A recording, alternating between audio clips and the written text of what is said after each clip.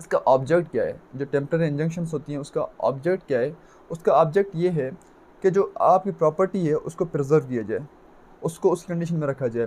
और दूसरा ये है कि स्टेटस को जो होता है उसको मेंटेन किया जाए। स्टेटस को मतलब क्या होता है, जो प्रीवेलिंग पार्टी की कंडीशन प्रॉपर्टी की स्टेट थी उसी को उसको प्रीवेल किया जाए। प्रेजेंट जो जिस टाइम सूट फाइल की गई थी तो उसके ऊपर कंस्ट्रक्शन होने लगी थी, अभी हुई नहीं थी, मतलब वो प्लाट खाली पड़ा था, तो उसका वो वाला जो स्टेटस है वो उसको मेंटेन किया जाए, उसकी वो स्टेट जो है उसकी वो जो हालत है वो उसको मेंटेन किया जाए। मतलब जब आपने सूट फाइल किए अभी उस पर उसने बेचा नहीं था, अभी उसने प्रॉपर्टी बेची नहीं थी, तो वो उसकी वही प्रॉपर्टी मतलब वही स्टेट जो है ना, आप बाकी रखने के लिए, मतलब वो अभी अभी बेची नहीं गई प्रॉपर्टी, तो वो स्टेटस बाकी रखने के लिए हम क्या करते हैं, इंजेक्शंस या टेम्पररी इंजेक्शंस का सहारा लेते हैं हम, जिसके ज़रिए स्टे की एप्लीकेशन लेते हैं।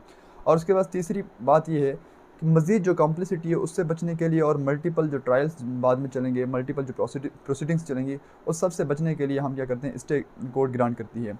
अब फॉर सपोज़ ए ने कब्जा किया है बी की प्रॉपर्टी के ऊपर, अब अगर कोर्ट उसको नहीं रोकेगी तो ज़ाहिर बात है ए तो खुद कोशिश करेगा उसको रोकने के लिए। तो इसमें हो सकता है कि कोई क्रिमिनल केस फिर आगे हमारे सामने आ जाए, वो उसको जाएगा खुद रोकेगा, तो इसमें लड़ाई हो सकती है, इसमें झगड़ा हो सकता है, इसमें किसी को इंजरी हो सकती है, इसमें डेथ हो सकती है। तो उन सारी चीज़ों को अवॉइड करने के लिए हम क्या करते हैं, कोर्ट क्या करती है, स्टे ग्रांट करती है। तो स्टे कि ये मकासद हैं, सबसे पहले ही तो आपने प्रॉपर्टी को प्रिजर्व करना है और उसको उसी हालत में रखना है जिस टाइम जो उसकी हालत है सूट फाइल करते वक्त।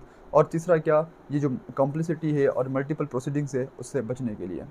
अब हमारा जो मेन टॉपिक है इस वीडियो का वो आता है काइंड्स ऑफ द इंजेक्शंस।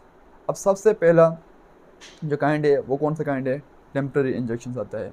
अब टेम्प्रेरी इंजेक्शंस आपको बताता है आर्टिकल 39 रूल 1। अब आर्टिकल 39 रूल 1 आपको ये बताएगा कि आपने एफिडेविट के साथ स्टे की एप्लीकेशन देनी है। अब सबसे पहले आप क्या करते हैं, कोर्ट में जाते हैं तो आप सूट फाइल करते हैं, और सूट के साथ साथ हमने एक तरतीब पढ़ी थी सीपीसी की, जब स्टार्टिंग वाले हम लेक्चर्स अपलोड किए थे तो उसमें हमने एक तरतीब पढ़ी थी। सबसे पहले हम क्या करते हैं, सूट, और सूट के साथ अगर हमें वहाँ स्टे की एप्लीकेशन की नीड होती है तो वो स्टे की एप्लीकेशन, फिर डिफेंडेंट की तरफ से रिटन स्टेटमेंट आती है, रिटन स्टेटमेंट के साथ अगर स्टे एप्लीकेशन होती है तो उसका रिप्लाई ऑफ द एप्लीकेशन आता है। तो उसके बाद फिर क्या होते हैं, इश्यूज़ वगैरह फ्रेम होते हैं। तो सबसे पहले यहाँ पे क्या होता है, टेम्पररी इंजेक्शंस की सबसे पहले आपको पता होना चाहिए कि स्टेज कौन सी है, आप वो कौन सी सूट की कौन सी स्टेज पे, very initial stage of the suit आप उसको क्या कर सकते हैं, फाइल कर सकते हैं कोर्ट के अंदर। और उसका टाइम पीरियड क्या होगा, जब देखें आप सूट फाइल कर रहे हैं तो आप डिफेंडेंट को साथ तो नहीं लेके आते, तो in the absence of defendant तो आप क्या करते हैं, 15 दिन का आपको मैक्सिमम, कितना आपको मिल सकता है, 15 दिन का स्टे मिल सकता है। उसका लिमिटेशन कितनी है, मैक्सिमम 15 दिन की मिल सकती है। कोर्ट की मर्जी है, डिस्क्रिप्शन है कोर्ट की कि वो आपको 1 दिन का स्टे दे, 2 दिन का स्टे दे, 5 दिन का, 7 दिन का, या फिर वो बाद में थोड़ा स्टे बढ़ा दे। तो वो स्टे कितने दिन का मिल सकता है आपको, मैक्सिमम 15 दिन का मिल सकता है। और उसके बाद अब इसका स्टेज कौन सी हो गई, आपने सूट के साथ साथ आपने इनिशियल सूट हो गई। अब उसके बाद रिटन स्टेटमेंट आएगी, रिटन स्टेटमेंट के साथ साथ क्या आता है, डिफेंडेंट का रिप्लाई आता है। अब जब डिफेंडेंट रिप्लाई देता है तो उसके आर्ग्यू फिर उस एप्लीकेशन के ऊपर फिर क्या होते हैं, आर्ग्यूमेंट्स होते हैं। आर्ग्यूमेंट्स क्यों होते हैं, आर्ग्यूमेंट्स इस वजह से होते हैं कि आपने डिसाइड करना होता है, जो स्टे एप्लीकेशन है उसका फेट डिसाइड करना होता है कि चाहे whether we should accept that application और we should reject that application, whether the court should accept that application और whether court should reject that stay application.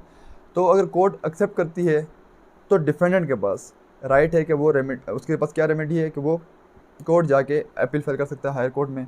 और उसके अलावा अगर वो रिजेक्ट होती है तो प्लेंटिफ के पास ये हक होता है, रेमेडी वो अपील, ये रेमेडी है उसके पास कि वो अपील दायर कर सकता है किसी भी हायर कोर्ट में। अब ये थे टेम्पररी इंजेक्शन के बारे में, जो इसका एक ब्रीफ इंट्रोडक्शन था। अब जब आपने कोर्ट ने after the arguments of the application जब उसने रिप्लाई दे दिया, अब उसके बाद कोर्ट उसको मैक्सिमम 6 महीने के लिए आपको ग्रांट कर सकती है। अगर आपकी एप्लीकेशन एक्सेप्ट हो गई है, कबूल हो गई है, कोर्ट उसको देखती है, कोर्ट का ये मानना होता है कि हाँ इसको एप्लीकेशन ग्रांट की जाए, इसको स्टे ग्रांट किया जाए, तो कोर्ट मैक्सिमम आपको 6 महीने का टाइम दे सकती है। या कोर्ट के पास दूसरा ये पावर है कि वो कहती है कि ये आपको स्टे ग्रांट किया जाता है until the disposal of this suit, until the decision of this suit, जब तक ये सूट डिसाइड नहीं होता। अब वेदर वो हो सकता है कि वो सूट 3 महीने के अंदर डिसाइड हो जाए, हो सकता है कि वो सूट 6 महीने के बाद डिसाइड हो जाए। तो वो कोर्ट के पास अख्तियार है कि वो उसको क्या कहती है, या वो 6 महीने का मैक्सिमम आपको स्टे ग्रांट करेगी, या फिर क्या करती है, वो ये कहती है कि जब तक वो केस डिसाइड नहीं होता तब तक आपको क्या है, स्टे ग्रांटेड है। तो ये अब यहाँ पे हमने देखा कि एक पहला जो इनिशियल स्टेज थी वो कौन सी थी, इनिशियल स्टेज थी सूट के दौरान, सूट के साथ ही आपने स्टे की एप्लीकेशन देनी होती है और उसका मैक्सिमम टाइम कितना है, 15 दिन है। और दूसरी चीज़ क्या है कि आपको कोर्ट ये क्या करती है, 6 महीने का टाइम देती है, या आपको क्या कहती है कोर्ट, कि जब तक कोर्ट ये डिसाइड नहीं होता। अब इसमें दो चीज़ें हैं। फर्स्ट चीज़ ये है कि आपने रूल 3 अगर इसको देखेंगे इसी ऑर्डर का, तो वो आपको बताता है कि आपने नोटिस लाजमी भेजना होता है। आपने नोटिस भेजा, वो सर्व नहीं हुआ और उसमें प्लेंटिफ का कोई मतलब कसूर नहीं था, प्लेंटिफ का कोई मिस्टेक नहीं थी, प्लेंटिफ से कोई गलती नहीं हुई थी, उसने अपना जो भी काम करना था वो अपना काम उसने पूरा किया।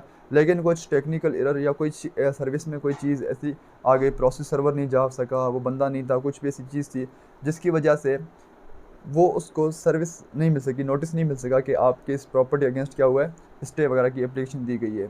तब क्या होगा, कोर्ट उसमें उस हालत में, उस सूरत में क्या करती है, आपको वो 15 डेज़ का पीरियड क्या करती है, उसको एक्सटेंड करती है। और उसके बाद अगर डिफेंडेंट टाइम मांग ले, पहली कंडीशन कौन सी है, जब उसको समन सर्व नहीं हुआ और उसमें किसी किस्म की कोई भी मिस्टेक नहीं थी प्लेंटिफ की तरफ से, उसमें किसी किस्म की कोई भी ड्रॉबैक्स या क्या कहते हैं फिलाज नहीं थे डिफेंडेंट की तरफ, प्लेंटिफ की तरफ से उसको नोटिस भेजने में। और दूसरी चीज़ क्या है, दूसरी चीज़ है कि डिफेंडेंट टाइम मांग ले। डिफेंडेंट क्या करे, डिफेंडेंट टाइम मांग ले कि मुझे थोड़ा टाइम दिया जाए ताकि मैं अपनी सूट में मुझे रिप्लाई देने का थोड़ा टाइम दिया जाए। तब उसको फिर वो जब तक वो रिप्लाई नहीं करता तब तक उसको टाइम ग्रांट किया जाता है प्लेंटिफ को स्टे के लिए। अब वो 15 दिन के अंदर वो अपना रिप्लाई जमा कराता है तो उसका टाइम वो 15 दिन होगा। अगर वो 30 दिन के अंदर टाइम अपना रिप्लाई जमा करवाता है डिफेंडेंट, तो उसका स्टे का टाइम कितना होगा, 30 दिन होगा। तो ये आर्डर आपको, ये रूल कौन सा बताते हैं, ये रूल आपको दो और जो rule 2A and 2B tells about this. After that comes the perpetual injunctions.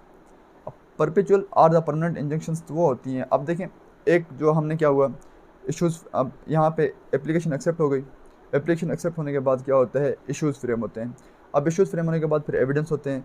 अब एविडेंस के बाद कोर्ट इस नतीजे पे पहुँचती है कि वो जो स्टे है, जो उसने स्टे की एप्लीकेशन दी है, वो उसके राइट थे, अब उसको राइट था, वो उसकी मतलब जस्ट थी एप्लीकेशन, ठीक है, मतलब लीगल थी। तो कोर्ट उसको क्या करती है, उसको उस स्टे को क्या कर देती है, परमानेंट कर देती है। अगर वो कोर्ट ये देखती है कि उसने जो जो ग्राउंड्स उसने लिए हैं या उसने स्टे की एप्लीकेशन हमें दी है उसके हमें कोई ख़ास एविडेंस नहीं मिले और उसने किसी मतलब कोई फ्रॉड की तहत या कोई उसका हक नहीं बनता, उसके पास कोई एविडेंस नहीं है, तो कोर्ट क्या करती है, उसको रिजेक्ट कर सकती है। अब पार्टीज़ जो होती हैं, जब इनिशियल स्टेज पे जब 15 डेज़ का जो स्टे होता है, अगर वो रिजेक्ट हो जाता है, अगर वो रिजेक्ट हो जाता है या 6 महीने वाला जो रिजेक्ट हो जाता है, जब एविडेंस के बाद वो डिसाइड होता है तो पार्टीज़ क्या करती हैं, वेट करती हैं कि हम जब एविडेंस के बाद ये स्टे का हम ऑर्डर आएगा तो हम उसको देखेंगे। अब वो जो ऑर्डर आता है वो किस में आता है, in the shape of judgement और डिक्री आता है। अब पार्टीज क्या करती हैं, वेट करती हैं। इनिशियल स्टेज पे वो सूट फाइल नहीं करती। जब इनिशियल स्टेज वाला 15 दिन वाला वो रिजेक्ट हो जाता है, तब वो या एक्सेप्ट हो जाता है, तो पार्टीज क्या करती हैं, वो सूट के लिए नहीं जाती हैं अक्सर। तो क्या करती हैं, वो वेट करती हैं कि हम देखते हैं कि एविडेंस के बाद क्या इसका फेट निकलता है या क्या इसका मतलब ये इसका क्या डिसाइड होना है। तो वो उसका वेट करती है। अगर जब वहीं पे भी क्या होगा, रेमेडी क्या होगी, आपके पास अपील होगी, जो भी अग्रीड पार्टी होगी उसके पास रेमेडी कौन सी होगी, अपील की रेमेडी होगी। अब इसकी स्टेज कौन सी है, इसकी स्टेज है after recording of the evidence. और जो सूट हमने पहले टेम्पररी इंजंक्शन से, उसकी स्टेज कौन सी है, उसकी स्टेज है at very initial stage of the suit. अब उसके बाद आते हैं मैंडेटरी इंजंक्शंस। मैंडेटरी इंजंक्शंस कौन सी होती हैं कि कोर्ट किसी को डायरेक्ट करती है कोई काम करने के लिए। अब कोई भी गवर्नमेंट का इदारा है, उसको अगर कोर्ट कोई डायरेक्शन देती है कि आप ये काम इस तरीके से करें, तो उसे क्या कहते हैं, हम मैंडेटरी इंजंक्शंस कहते हैं। अब आपके एनआईसी वगैरह पे या आपकी डिग्री शीट के ऊपर आपका नाम गलत लिखा गया है, तो आप कोर्ट में जाते हैं कि आपको यूनिवर्सिटी को, आप नादरा को ये डायरेक्ट करेंगे मेरा नाम यहाँ पे सही कर दें। वो तो इसको क्या कहते हैं, हम मैंडेटरी इंजंक्शंस कहते हैं। अब उसके बाद इसकी रिक्वायरमेंट कौन सी हैं, इसकी रिक्वायरमेंट्स और जो मैंडेटरी इंजंक्शंस का टाइम पीरियड होता है, जो स्टेज होती है, वो भी after recording of the evidence होता है। अब यहाँ पे जो रिक्वायरमेंट्स होती है, वो रिक्वायरमेंट सिर्फ एक रिक्वायरमेंट है कि आपने उसको नोटिस भेजना है। नोटिस ऐसी कंडीशन भेजना है कि मतलब नोटिस अगर मतलब जहाँ पे फॉर सपोज एक ऐसा काम है जहाँ पे आपने नोटिस अगर भेजेंगे तो लेट हो जाएगी, तो लेट हो जाएगी, मतलब नोटिस भेजा फिर वो उसमें रिप्लाई आएगा तब तक बहुत लेट हो जाएगी, मतलब उसका कोई फ़ायदा नहीं रहेगा, स्टे देने का या इंजंक्शन ग्रांट करने का कोई फ़ायदा नहीं रहेगा। तब उस सिचुएशन में कोर्ट क्या करती है, आपको विदाउट नोटिस क्या कर स्टे ग्रांट करती है। तब वहाँ पे स्टे आपको विदाउट नोटिस ग्रांट किया जाता है। जहाँ पे नेसेसरी कंडीशन होती है या इमरजेंसी सिचुएशन होती है तो वहाँ पे आपको नोटिस के बगैर भी क्या कि स्टे ग्रांट किया जाता है। और फॉर सपोज़ कोई गवर्नमेंट के पास प्रॉपर्टी पड़ी हुई है आपकी, वो प्लेज की हुई है आपने या कोई मॉर्गेज में दी हुई है, तो गवर्नमेंट उसको बेचने जा रही है, तो इसमें आपको कोर्ट क्या करेगी, अगर आप कोर्ट कहेगी कि मैं आप क्या कहते हैं उसको नोटिस भेजूंगी, वो नोटिस क्या कहते हैं रिप्लाई में बहुत टाइम लग जाएगा, फिर ये उसको उस टाइम तक वो क्या हो जाएगी, बिक जाएगी। तो उससे क्या करती है कोर्ट, उसको स्टे ग्रांट कर देती है जहाँ पे भी नेसेसरी होता है, जहाँ पे भी इमरजेंसी सिचुएशन होती है। तो ये रूल 3 आपको बताएगा। उसके बाद आते हैं जो प्रिंसिपल्स हैं। सबसे पहले जो प्रिंसिपल है वो है प्राइमा फेशिया का। अब प्राइमा फेशिया का मतलब बादियो नज़र। अब कोर्ट ये देखती है कि हाँ लिमिटेशन है, इसने सही फोरम में फ़ाइल किया है, केस बनता है, मतलब कोर्ट को ये दिखाई दे कि हाँ इसका वाकई केस बनता है, तब उससे क्या कहते हैं उसको कोर्ट क्या करती है स्टे। ये सबसे पहला प्रिंसिपल है प्राइमा फेशिया का कि उसने उसको किसको देखना है कि वाकई उसका केस बनता है नहीं बनता, उसका ये एप्लीकेशन वैलिड है नहीं वैलिड, तो सारा कोर्ट देखती है। लिमिटेशन है नहीं है, फॉर्म सही पे फाइल किया नहीं किया, जुरिस्डिक्शन है कोर्ट की नहीं है, डॉक्यूमेंट उसके साथ हैं नहीं है प्रॉपर्टी के, तो वो सारा कोर्ट देख के फिर आगे मूव करती है। उसके बाद होता है बैलेंस ऑफ कन्वीनियंस। अब बैलेंस ऑफ कन्वीनियंस का दूसरा प्रिंसिपल ये है कि अगर हम उसको स्टे ग्रांट ना करेंगे तो उस पर वो प्लेंटिफ क्या हो जाएगा, उसके लिए बहुत सारी इनकन्वीनियंस काज हो जाएगी, मतलब वो काज बनेगा बहुत सारे इनकन्वीनियंस के लिए, किसके लिए, प्लेंटिफ के लिए। और तीसरी चीज़ क्या है, इर्रिपेरेबल लॉस हो जाएगा किस प्लेंटिफ को।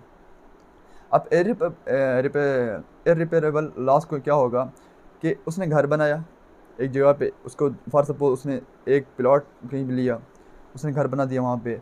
अब जिसकी वो प्रॉपर्टी थी, जिसने उसको प्लॉट बेचा था, अब उसको आता है कहता है कि ये प्रॉपर्टी आप यहाँ से डिस्ट्रॉय करें अपनी, यहाँ पे ये अपना घर यहाँ पे गिरा दें, यहाँ पे किसी और को बेचना है या किसी पे कोई और चीज़ लगनी है, आप ये घर अपना कहाँ लगाएं, दूसरी जगह पे मैं आपको प्लॉट देता हूँ, आप वहाँ पे जाके ये बिल्ड करें। ठीक है, तो ये क्या होता है इरिपेरेबल लॉस। तो मतलब वो अब कैसे, अब वो एक ऐसा लॉस जिसकी आप मॉनेटरी वैल्यू ना मेजर कर सकें, उसे हम कहते हैं इरिपेरेबल लॉस कहते हैं। अब फॉर सपोज एक बंदा है, वो कहता है कि इसने मुझे मैंने इससे प्लॉट ख़रीदा है, उसकी कीमत थी 50 लाख। अब प्लॉट ख़रीदा, फिर उसके बाद जो मतलब उसकी इनिशियल स्टेजेस पे जो भी बंदे को मतलब पैसे देने के हवाले से या कोई और चीज़ वो उसको मतलब मेंटल प्रेशर होता है या जो भी चीज़ होती है उसके पास, तो वो आप मेजर नहीं कर सकते उसको। तो वो क्या होता है, एक अगर वो उससे चीज़ वापस मतलब अगर उसको कोई इस चीज़ कोई बंदा वो प्लॉट से छीन रहा है, तो वो उससे क्या हो रहा है, इरिपेरेबल लॉस हो रहा है।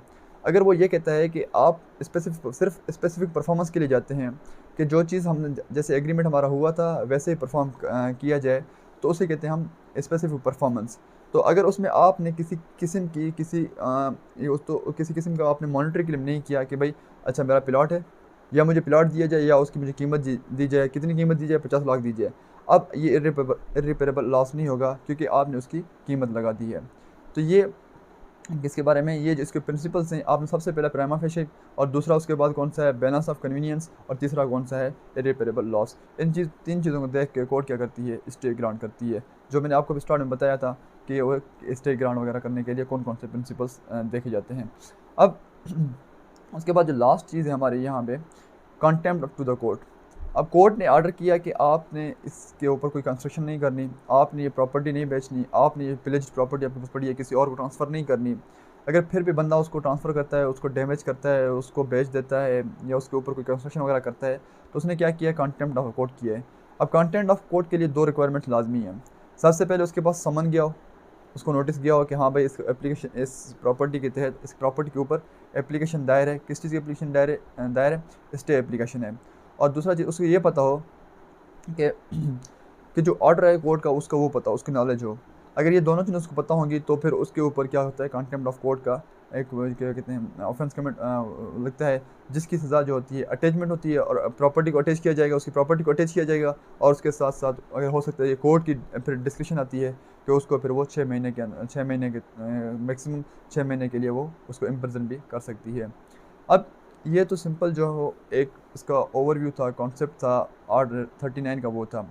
अब यहाँ पे कुछ जो वर्ड्स इस्तेमाल हुए हैं बुक में हमने वो देखने हैं, सीपीसी में जो रूल्स में वर्ड्स इस्तेमाल हुए हैं हमने वो देखने हैं।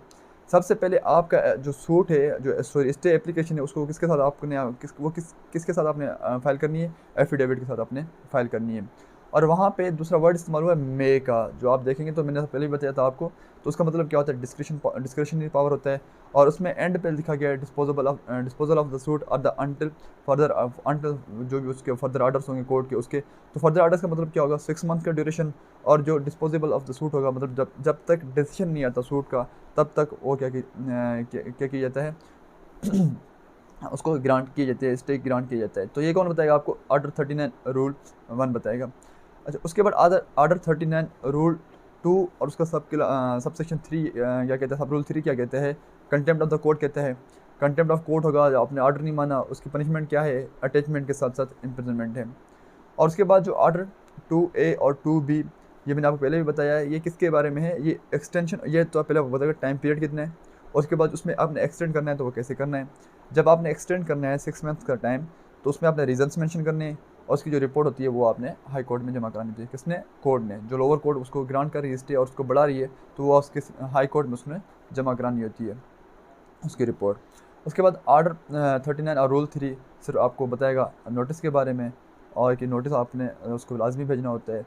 तो ये सारा का सारा था आर्डर 39 के बारे में, जिसमें आपने टेम्परेरी इंजेक्शन के साथ साथ उसके डिफरेंट काइंड्स, उसकी डेफिनेशंस वगैरह के बारे में पढ़ा। Thank you all.